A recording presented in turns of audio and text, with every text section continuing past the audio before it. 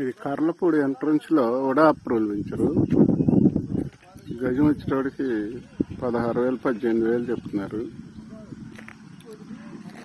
రాజధాని వెళ్ళే main road phase venture main road Amaravati road 14వ మైల్ నుంచి పక్కనే వైకుంఠపురం వెళ్ళే రోడ్డు. రాజధాని వెంకటేశ్వర స్వామి గుడికి వెళ్ళే అనంతారం వెళ్ళే గుడికి వెళ్ళే రోడ్డు పక్కన.